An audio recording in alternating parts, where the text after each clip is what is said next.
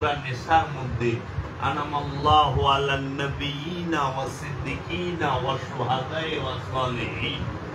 আল্লাহ রাব্বুল আলামিন পুরস্কার দিয়েছেন নবীগণদেরকে, সিদ্দিকিনদেরকে, সালেহিনদেরকে, শুহাদাদেরকে।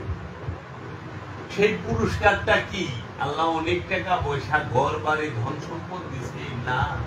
সেই পুরস্কারটা হলো আল্লাহ নিজে তাহাদেরকে তার নূরের চেহারা মুবারকের দিদার দিয়েছে। আল্লাহ নিজে এই সিরাত আল মুস্তাকিম, যারা নবীর নাম হচ্ছে সিরাত আল মুস্তাকিম। তারপরে বলতেছেন সিরাত আল্লাযিনা। আল্লাযিনা শব্দের অর্থ হচ্ছে তাহাদে, তাহারা, যাহারা, যাহাদে। আল্লাযিনা যাদেরকে, আল্লাযিনা যাহাদেরকে। সিরাত আল্লাযিনা যাহাদের পথে, যাহাদেরকে আপনি আনআমতা আলাইহিম পুরস্কার দিয়েছেন। যাহাদেরকে আপনি পুরস্কার দিয়েছেন। আল্লাহ কাগো পুরস্কার দিছে? সিরাত আল মুস্তাকিমকে। আল্লাহ পুরস্কার কারে দিছে? সিরাত আল মুস্তাকিম যারা, তাহাদের। আল্লাহ যাদেরকে পুরস্কার দেয় তাদেরকে বলা হয় সিরাত আল মুস্তাকিম। সিরাত আল মুস্তাকিম কাকে বলে? আল্লাহ যাদেরকে পুরস্কার দেয় তাহারাই সিরাত আল মুস্তাকিম। সিরাত আল্লাযিনা আনআমতা আলাইহিম, আনআমতা আলাইহিম,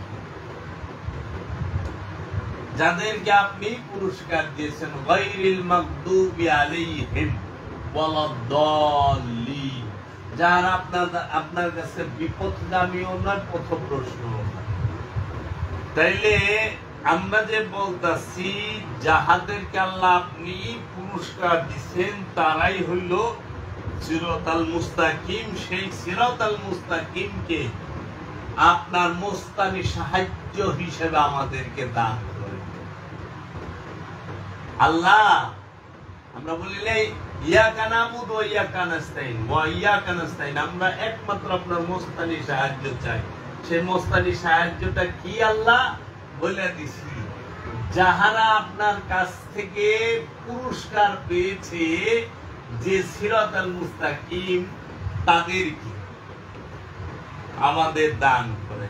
ওই সিরাত আল মুস্তাকিম পর্যন্ত আমাদেরকে নিয়ে যান। তাহলে আল্লাহ থেকে পুরস্কার কে পাইছে? আল্লাহ কোরআনে বইলা দিছে সূরা নিসার মধ্যে, আনামাল্লাহু আলান নবিয়িনা ওয়াস সিদ্দিকিনা ওয়াশ শুহাদায়ে ওয়াস সালিহিন। আল্লাহ রাব্বুল আলামিন পুরস্কার দিয়েছেন নবীগণদেরকে, সিদ্দিকিনদেরকে, সালেহিনদেরকে, শুহাদাদেরকে। সেই পুরস্কারটা কি? আল্লাহ অনেক টাকা পয়সা, ঘর বাড়ি, ধন সম্পদ দিছে না।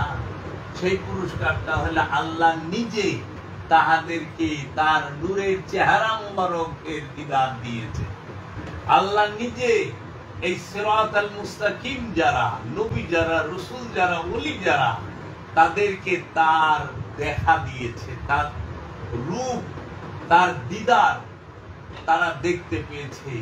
এইটাই হচ্ছে সবচেয়ে বড় পুরস্কার। জগতে সবচেয়ে বড় পুরস্কার কি? রবের দিদার লাভ করা।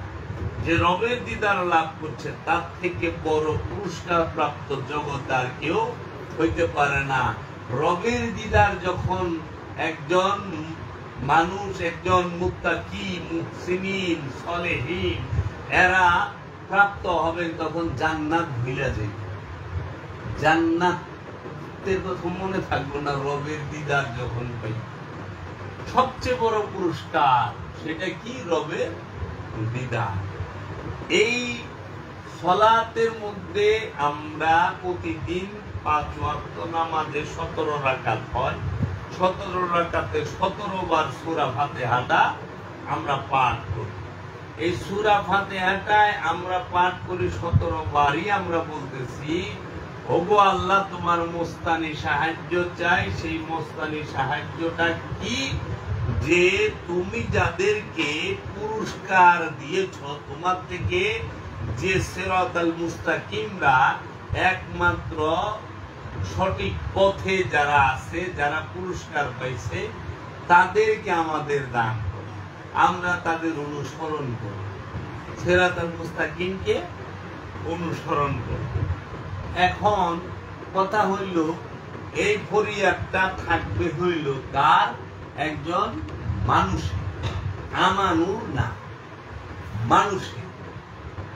মানুষ যখন সেই সিরাতাল মুস্তাকিমের কাছে যাইব, যাইয়া যখন ওই সিরাতাল মুস্তাকিম মানে নবী রাসূল ওলি যিনি, তার হাতে হাত রেখে বায়াত গ্রহণ করবে, তখন সে হয়ে যাবে আমানু।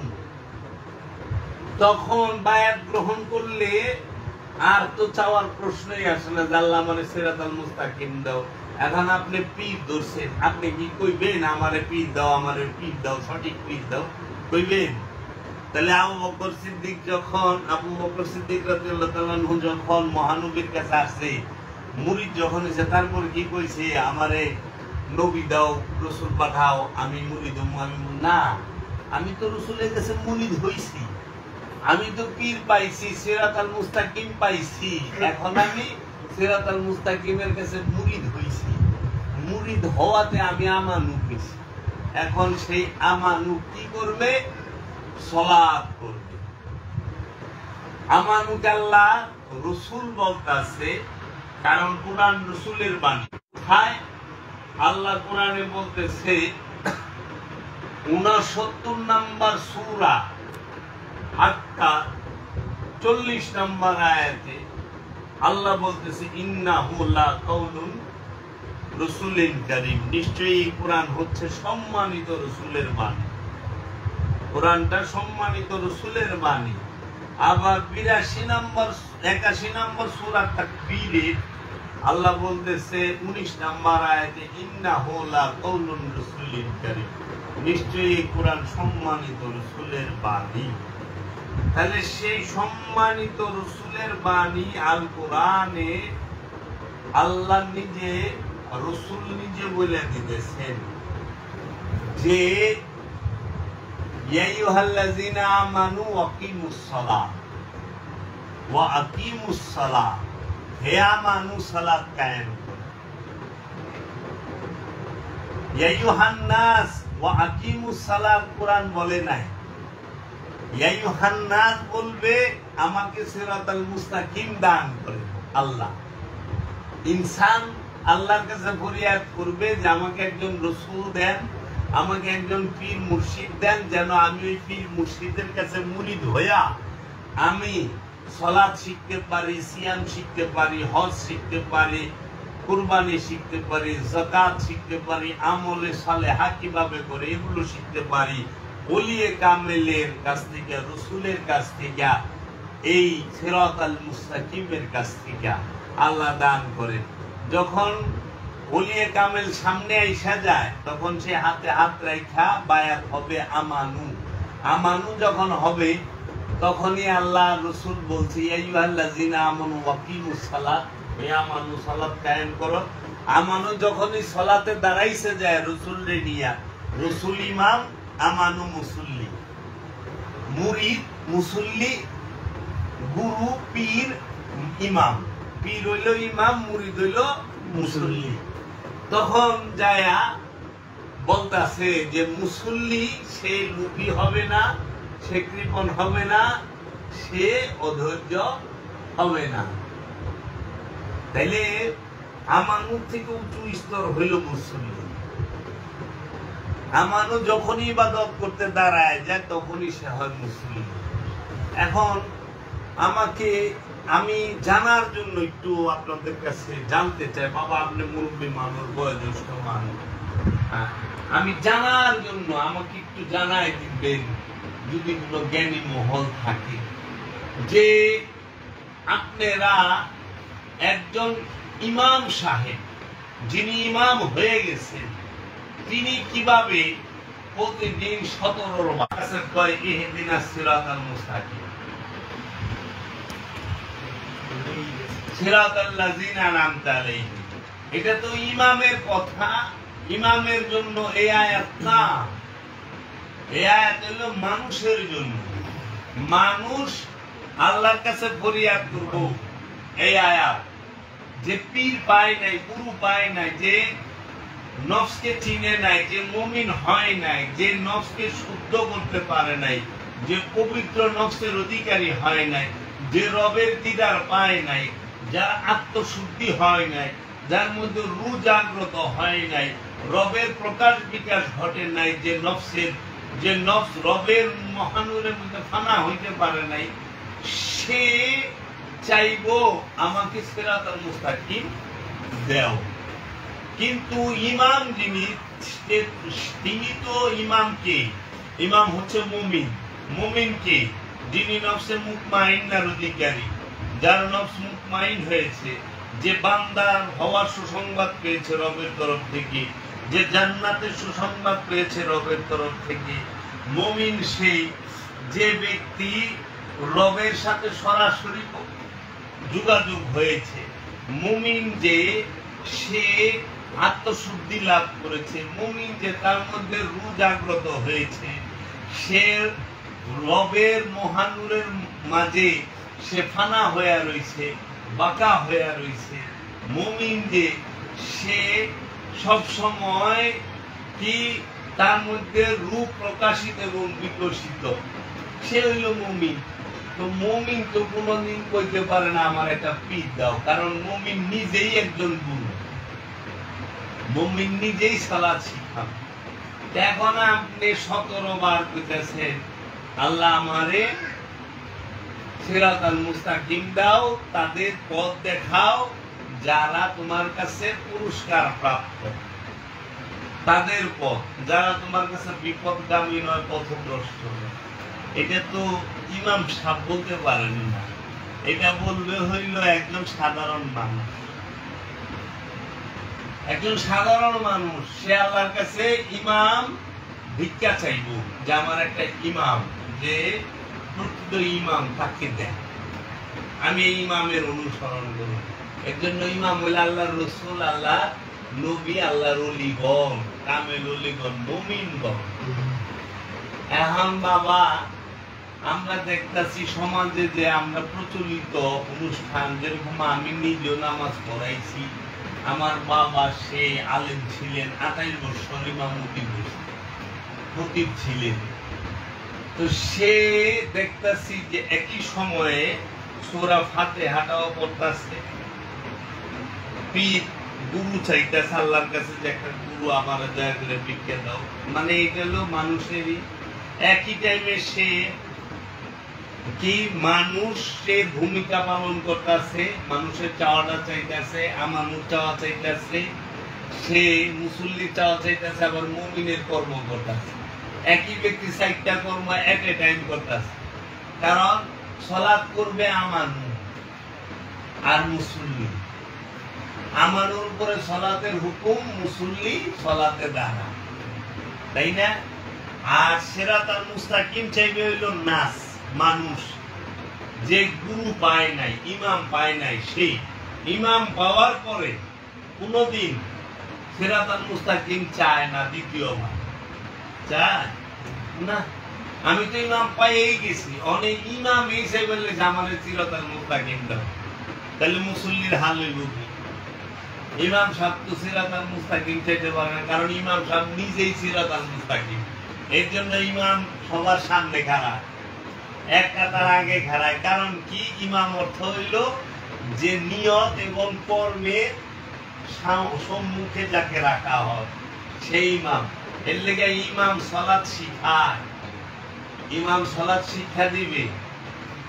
এখন ইমাম নিজেই হেদায়েত চাইতেছে, আল্লাহ আমারে হেদায়েত দাও। যে হেদায়েত প্রাপ্ত না সে তো কোনদিন ইমাম হইতে পারে না। এই যে বিষয়গুলো জানি না কোন সত্যকে ঢাকার জন্য এই এত সুন্দর যে কোরআনের দর্শন এটাকে ঢাকা রাখছে, শুধু এক রিসালাত এবং এই সিরাতাল মুস্তাকিম এই গুরুবাদকে ঢাকার জন্য। ওলিয়ে কামেলি হচ্ছেন ইমাম, ওলিয়ে কামেল ছাড়া ইমাম হয় না। এর জন্য ইমাম সে মুসল্লিকে সালাত শিখাবে, কিভাবে সালাত করতে হয়। যদি সালাত করতে শিখাইতে হয় তাহলে কারণ করা লাগবে। যেরকম আমি যদি এখন আপনাকে জিকির করা শিখাই, তাহলে আমারও তো আপনার জিকির করে দেখাই দিল।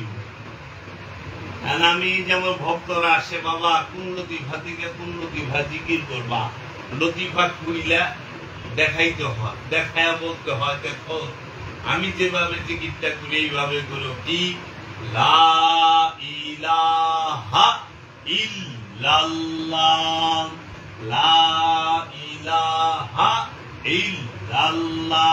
আগে দুইবার কইরা তারে শোনাই, পরে সে দেখা দেখে এইভাবে লতিফাগুলো চিনে চিনে করে। তাইলে শিখাইতে গেলে করতে হবে, আরে শিখাইতে গেলে শিখাইবা যায়, পরে দেখি যে সে সাধারণ তা কিন্তু না। এর জন্য ওলিয়ে কামেল কোনদিন ভাষা শিক্ষা অর্জন করলে হয় না। আরবি ভাষা জানলে সে ওলিয়ে কামেল হয় না।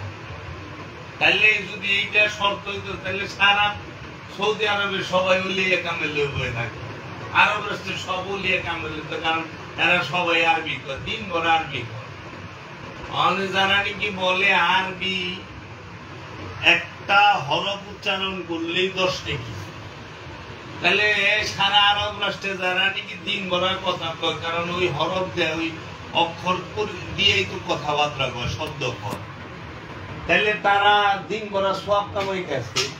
আর আমরা তো শরীর সরায়া পক্ষ ছাড়া কথা কয়ে পারি না, মাতৃভাষা আমাকে সব। হ্যাঁ, সবকিছু কিন্তু আরবি আছে বাবা। এর জন্য ভাষা জানলে কোনদিন ওলিয়ে কামেল হয় না। সহি শুদ্ধ ভাবে পড়া জানলে ওলিয়ে কামেল হয় না। ওলিয়ে কামেল সে হয় যে নিজের নফস থেকে খান্নাস রূপী শয়তানকে তাড়িয়ে দিতে পেরেছে অথবা মুসলমান করতে পেরেছে, সে হয় ওলিয়ে কামেল। ভাষা শিক্ষা করলে ওলিয়ে কামেল হয় না। অনেক বই কিতাব পড়লে সে ওলিয়ে কামেল হয়, এইটার অর্থ নয়। কারণ যখন কোনো বই ছিল না, কিতাব ছিল না, তখনও ওলিয়ে কামেল ছিল। যখন কোরআন লিপিবদ্ধ হয় নাই, তখনও ওয়াইস আল কারনি আল্লাহর ওলি ছিলেন, হাসান বসরি আল্লাহর ওলি ছিলেন। ওনারা কোনো বই কিতাব পড়ে ওলি হয় নাই, বুঝছে? ভাষা শিক্ষা করে ওলি হয়েছে। ওই সময় কোনো মাদ্রাসা ছিল না। ওয়াইস আল কারনির সময়, হাসান বসরির সময়, আবার খিজিরের সময় কোনোই ছিল না। সুলাইমান নবীর ওইখানে যে এক আল্লাহর ওলি ছিল, যে রানী বিলকিসের সিংহাসন চোখের পলকের আগে এনে দিছে, সে কোন ভাষা শিক্ষা করে ওলি হয় নাই, খান্নাস মুক্ত হয়ে ওলি হয়েছে। বাবা গো, এখন যারা বলে সহি শুদ্ধ আরবি না জানলে ওলি হয় না, এটা হলো সবচেয়ে বড় ধোঁকাবাজির কথা, সবচেয়ে বড় ধোঁকাবাজির কথা। কারণ আমরা সহি শুদ্ধ আরবি শিক্ষা দেওয়ার অনেক আগে থেকে ওলি দেখছি। কারণ মাদ্রাসার জন্ম, আরবিক মাদ্রাসার জন্ম মাত্র এই 1857 সালে, 1857 সালে। আর সুলতানুল হিন্দ খাজা বাবা এই ভারতবর্ষে আইছে, উনি আজ থেকে 950-1000 বছর আগে। 150 বছর হয়েছে কি 200 বছর হয়েছে আরবিক মাদ্রাসা। আর খাজা বাবা আইছে 1000 বছর হয়ে যায়। 1000 বেশি না 150-200 বেশি? ওলিয়ে কামেল হইতে ভাষা শিক্ষা না, ওলিয়ে কামেল হইতে লাগে ওলিয়ে কামেলের সোহবত, ওলিয়ে কামেলের অনুসরণ, ওলিয়ে কামেলের দয়া। ওলিয়ে কামেলের সোহবত ছাড়া ওলিয়ে কামেল হওয়া যায় না, ওলিয়ে কামেলের অনুসরণ ছাড়া ওলিয়ে কামেল হওয়া যায় না, এবং ওলিয়ে কামেলের সহবত দয়া ছাড়া ওলি হওয়া যায় না। এর জন্য আল্লাহর ওলি ওলি বানায়, একজন আলেম বানায়, একজন নেতা বানায়।